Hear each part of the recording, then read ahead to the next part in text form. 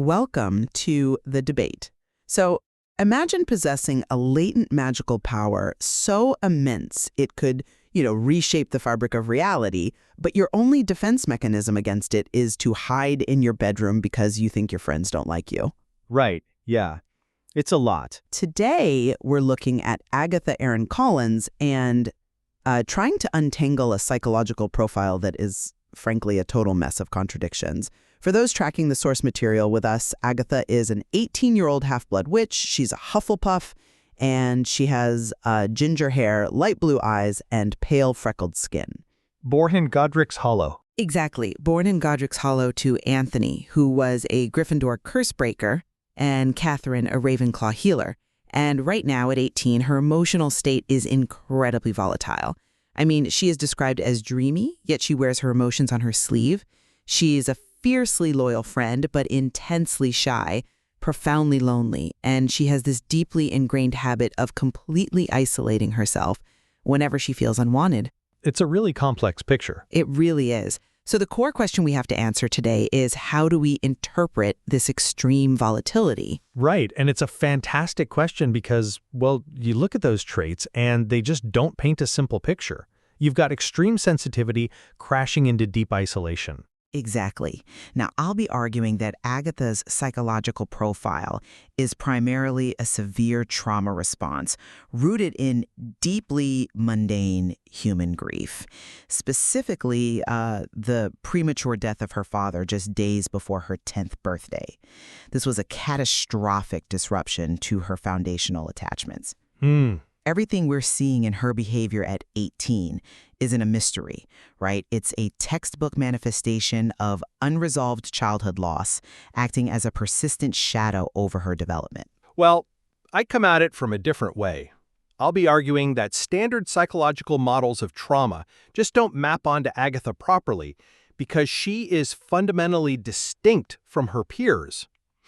I mean, I believe her isolating behaviors, her intense sensitivities, and that characteristic dreamy disposition are actually unconscious manifestations of a very rare, unawakened genetic inheritance. Okay, so the ancient magic angle? Exactly. We know from the text's final revelation that she is a descendant of Erin Rose Collins. She possesses the latent ability to see and wield ancient magic. So her psyche isn't just buckling under grief, it's buckling under the immense, unrecognized pressure of an unseen, world-altering power. Let's start by mapping out her early developmental timeline, because the text gives us a very clear, unbroken chain of cause and effect here. Go for it. The source material goes out of its way to establish that Agatha had a peaceful and loving childhood in Godric's Hollow. She was the only child of two wizarding parents, and crucially, the text explicitly notes she was very close to her father. So we are talking about the first 9 years of her life being characterized by total stability, warmth, and a highly secure attachment. Which, makes the disruption that much more violent. Precisely. Just days before she turns 10, her father dies prematurely. Now, let's talk about why age 10 is critical. Right, the developmental milestone. Yeah, in developmental psychology, 9 going on 10 is the exact window where a child's understanding of mortality and permanence rapidly crystallizes. Before this, death is somewhat abstract, but at 10, it becomes devastatingly real. The sudden loss of Anthony completely shattered her peaceful world right when her brain was starting to grasp what forever means. So when we look at her at 18, a young woman who wears her emotions on her sleeve, who struggles to make friends due to massive insecurities, and who feels acutely lonely, we are looking at a system in failure. Okay, but Wait, just let me finish the thought. When a primary attachment figure is violently removed, the child internalizes that loss as a persistent threat of future abandonment. Her current tendency to isolate herself isn't some mystical mystery. It's a classic defense mechanism. She retreats before she can be left behind again. It is a protective fortress built entirely out of grief. Look, I hear the trauma argument, and I'm not denying she experienced a profound loss. But you are applying a fundamentally ordinary framework to a wildly extraordinary subject. I mean, if we only look at Agatha through the lens of human grief, we are flat out ignoring the most crucial piece of data the text provides. Which is her bloodline. Yes, Agatha is a descendant of Erin Rose Collins. She possesses the exact same rare ability to see and wield ancient magic. She doesn't know it yet, but that power is there. It's latent, and it's woven into her biology. And here's the thing about a magical conduit of that magnitude. When it's dormant, it doesn't just sit quietly on a shelf. It exerts active, continuous pressure on the host's nervous system. But how does that explain the specific behaviors we're seeing? It explains them perfectly. Think about her dreamy disposition. In clinical terms, you're probably looking at that and calling it dissociation caused by trauma.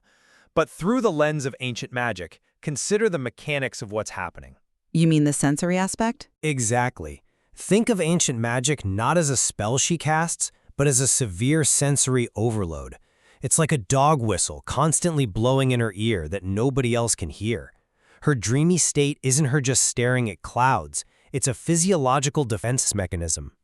Oh, wow. Right? Her brain is literally throttling her sensory intake to prevent a total cognitive collapse. She feels lonely and isolated not simply because she lost her father, but because she is fundamentally alien to everyone around her.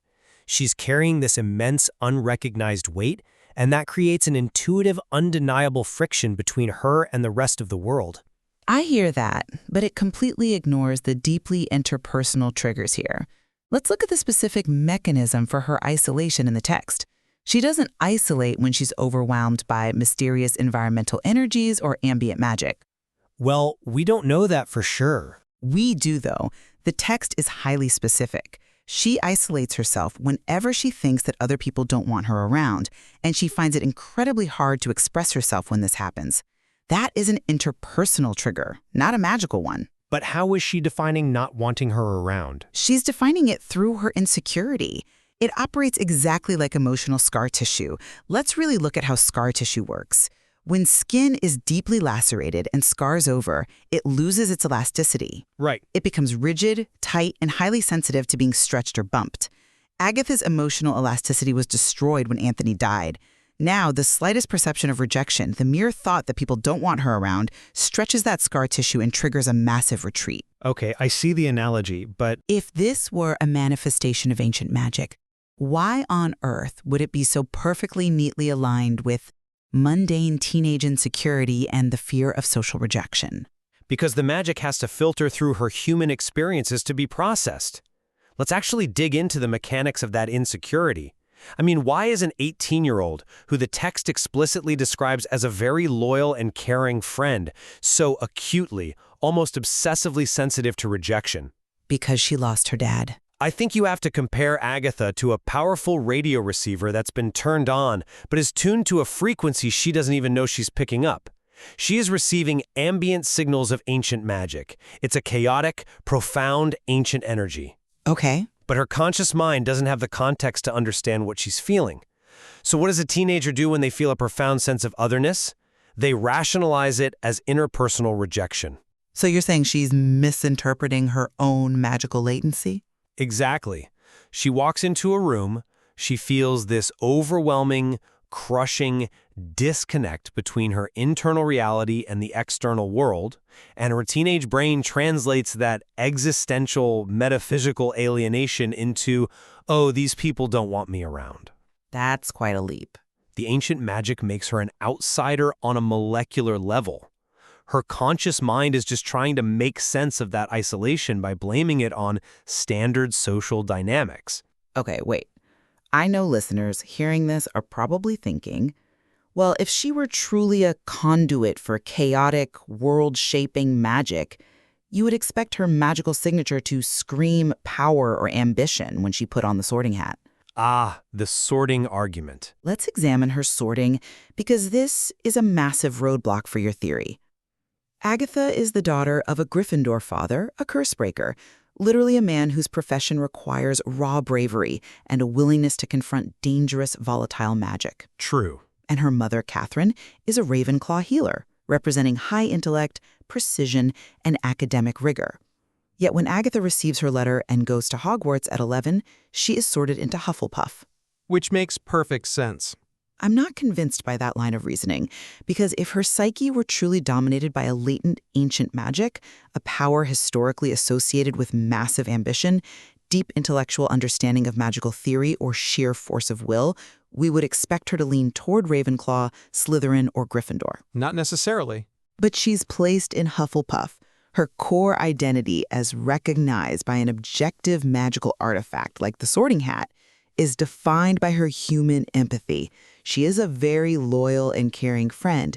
Her defining traits are her connection to others, her sensitivity, and her steadfastness. Yes, but This sorting heavily supports the idea that she is fundamentally defined by her human relationships and the trauma of losing them, rather than some underlying current of overwhelming ancient power. I completely disagree. In fact, I think her sorting into Hufflepuff is one of the absolute strongest pieces of evidence for the ancient magic theory. You're assuming that a latent magical power would manifest as ambition or academic brilliance, but remember the key constraint here. Agatha is completely unaware of this ability. It is an unconscious burden. So why Hufflepuff then? Because of what Hufflepuff represents functionally. If you're an 11-year-old girl carrying a chaotic, unseen, and immense power that you do not understand and cannot control, your mind is going to frantically seek safety.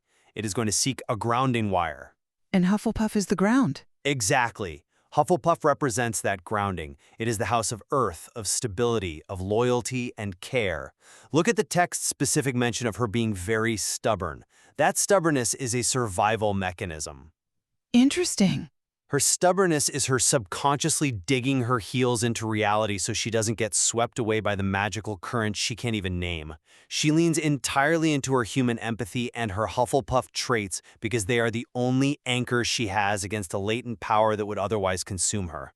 She isn't a Hufflepuff despite the ancient magic. She is a Hufflepuff because her psyche desperately needs a safe harbor from it. But look at where that safe harbor is physically located in her present day.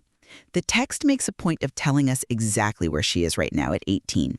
She still lives in Godric's Hollow with her mother, Katherine. Right. Godric's Hollow is where she was born. It's where she had her peaceful childhood. It is where she was close to her father. By remaining there, living with the mother who survived the tragedy, Agatha is showing us a life completely anchored by grief. I think that's a surface-level reading, though. Let me just lay this out. She is geographically and emotionally suspended in the amber of the time before Anthony died. The legacy of her father in her daily life is his absence. That absence is the lens through which she views the entire world. Mm-hmm. It dictates her shyness, it dictates why she feels so lonely despite being caring, and it dictates why it's so hard for her to express herself. You're reading her living arrangement as stagnation, but I think you're missing the dynamic with her mother. Let's talk about the mother then. Katherine is a Ravenclaw healer. We have a mother whose entire identity and profession are built around curing ailments, fixing what is broken, and applying rigorous intellect to health. Yet she cannot heal her own daughter's profound insecurities or her isolating habits. Well, obviously. Think about the psychological impact of that. Growing up with a healer who cannot heal your deepest wound, the loss of your father, reinforces a devastating psychological reality for Agatha. It teaches her that her pain is unfixable. Right, but Express herself because she learned at age 9 that the worst things in life cannot be fixed, not even by a brilliant Ravenclaw healer. That is an ancient magic. That is the reality of a child internalizing the limitations of her remaining parent. I'm sorry, but I just don't buy that. Let me tell you why. Your analogy actually works perfectly for my side. You're talking about Katherine as this brilliant healer who can't fix her daughter. It's like a world-class orthopedic surgeon trying to treat a patient who actually has a rare neurological disease. Okay, I see where you're going. Katherine is applying bandages to a hardware issue, completely blind to the fact that Agatha's software is being rewritten by her bloodline. But Katherine is a trained medical professional in the wizarding world. Yes, but Katherine is a standard witch. She does not possess the bloodline of Erin Rose Collins. She cannot see or wield ancient magic. Therefore, Katherine is entirely fundamentally blind to the true nature of what is happening inside her daughter's nervous system. So she misdiagnoses her. Exactly. She likely treats Agatha's dreamy isolation and emotional volatility as standard teenage grief, exactly as you were doing. And because the treatment doesn't match the actual condition, because Katherine cannot see the ancient magic pressing against Agatha's mind, Agatha remains isolated. Wow. Agatha senses, on a deeply subconscious level, that even her own mother does not truly understand what she is experiencing. That is the ultimate source of her intense loneliness. It's the loneliness of being a completely unique entity in a world that insists on treating you like everyone else. That's a clever way to reframe the mother-daughter dynamic, but you're still completely glossing over the father. You're treating Anthony's death as just a footnote to her genetics. Not at all. I think you were the one treating Anthony's death merely as a random tragedy that left a vacuum. The text explicitly linked Agatha to her father in a way that transcends simple emotional attachment. How so?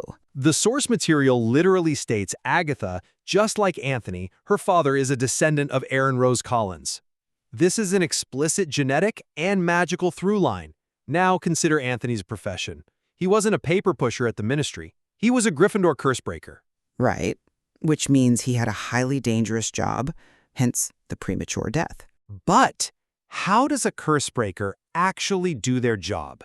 They deal with ancient tombs, dormant spells, and highly volatile historical magic. They are constantly interacting with the magical residue of the past. True, but if Anthony was a descendant of Erin Rose Collins, carrying that latent ancient magic in his blood, is it possible that his work as a cursebreaker was intimately tied to this lineage? That his interactions with ancient spells somehow resonated with his DNA? I would argue that his premature death wasn't just a random illness or an ordinary workplace accident, but directly connected to his interaction with the very ancient magic that runs in their blood. that is a massive leap into speculation, though. I mean, the text says he passed away prematurely. It doesn't state he died from a magical backlash while raiding a tomb. It is deductive reasoning, based on the precise juxtaposition of the facts provided. The text places his premature death right next to the revelation of their shared, incredibly rare bloodline. The true legacy of Anthony Collins isn't the mundane grief he left behind in that house in Godric's Hollow. Then what is it? The true legacy is the ancient magic bloodline that Agatha is about to inherit. When the text says she is just like Anthony, it is signaling that her internal architecture is built on the exact same magical foundation he had. Her current psychological struggles, the extreme sensitivity, the profound loneliness, are not just the echoes of his absence. They are the initial rumblings of his actual legacy awakening within her. She's living in Godric's Hollow not because she's suspended in grief, but because she is entirely unawakened to what she actually is. She's in a chrysalis state. Well, it is a fascinating framing to view her current emotional fragility not as a permanent scar, but as a temporary chrysalis. But I have to push back on minimizing the very real, very grounded human struggle here. If we strip away the speculative magic for a moment, the behaviors we are left with are so universally human. Of course. Being an 18-year-old girl who wears her emotions on her sleeve, who is terribly shy but fiercely loyal to the friend she does manage to make, who gets incredibly stubborn when pushed, and who retreats to her room when she feels unwanted. These are the absolute hallmarks of a sensitive adolescent navigating the brutal transition into adulthood while carrying the heavy baggage of childhood trauma. Yeah, I hear you. To attribute all of this to a mystical, unseen force almost risks invalidating the fact that she is a young woman who hurts deeply, loves deeply, and is just trying to navigate a world without the father she adored.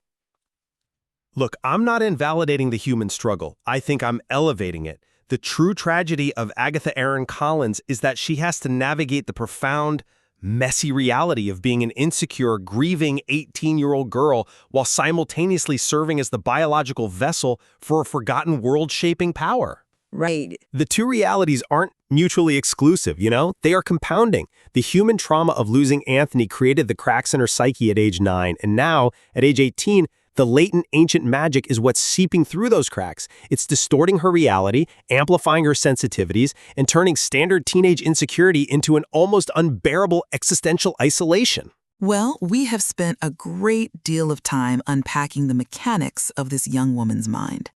To summarize my position, the evidence strongly suggests that Agatha Erin Collins is a beautifully complex, grieving young adult.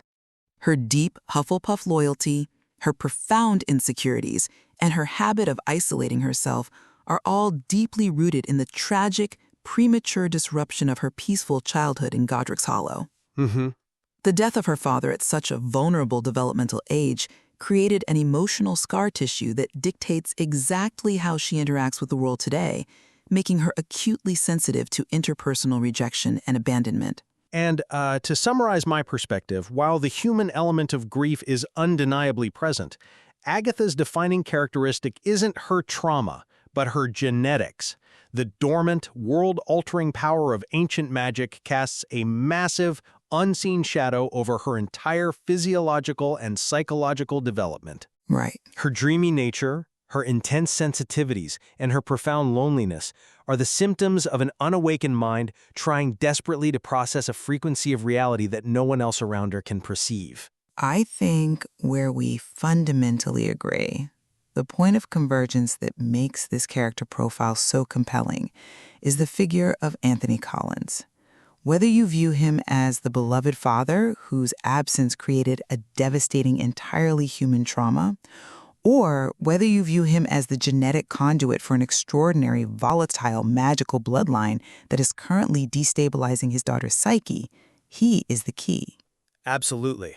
Anthony is the hinge on which Agatha's entire character turns. Yeah, he is the ghost haunting Godric's Hollow, both metaphorically and perhaps magically through his lineage.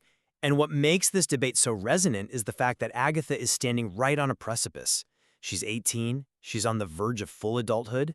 She doesn't yet know about her rare ability, but that revelation is coming. It leaves us with a truly fascinating paradigm shift to ponder. How will a young woman who has built her entire personality around Hufflepuff sensitivities, extreme shyness, and a deep-seated fear of being unwanted suddenly reconcile herself with the awakening of a power that can shape the very fabric of the magical world? It's going to be wild. We began by talking about how looking at a psychological profile is often like looking for a clear cause and effect. But with Agatha Erin Collins, it's the chaotic, unseen currents beneath the surface that truly define her, whether those currents are made of profound human grief or the dormant weight of ancient magic. The waters are about to break,